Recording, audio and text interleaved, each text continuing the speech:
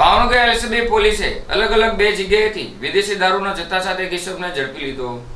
Bhavnagar LCB પોલીસે અલગ અલગ વિસ્તારોમાંથી વિદેશી દારૂનો જથ્થો ઝડપી લીધો હતો। ત્યારે મળતી માહિતી મુજબ પ્રજ્ઞેશ અનિલભાઈ પીઠવા રહે લક્ષ્મીનારાયણ સોસાયટી બોરતળાવ ભાવનગરવાળો કુંભારવાડ રેલવેના ફાટક પાસે સિંહા કોલોનીના પાછળના ભાગે 52ની કાટમાં જાહેરમાં ભારતીય બનાવટનો પરપ્રાંતીય વિદેશી દારૂનો જથ્થો બહારથી લાવી પોતાની બાઇકમાં હેરફેર કરે છે। જે બાતમીવાળી જગ્યાએ રેડ કરતા ઇંગ્લિશ દારૂની બોટલ નંગ 576 સહિત કુલ કિંમત ₹1,07,760ના મુદ્દામાલ સાથે વિદેશી દારૂ ઝડપી લીધો હતો। જ્યારે આરોપી ફરાર થઈ ગયો હતો।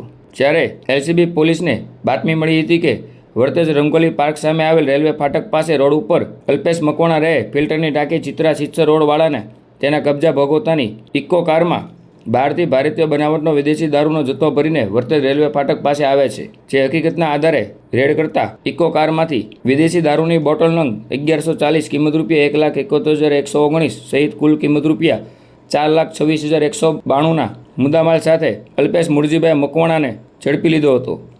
જ્યારે જીવણસિંહ રહે ઉદયપુર વાળાને ઝડપી લેવા ચક્રો ગતિમાન કર્યા હતા।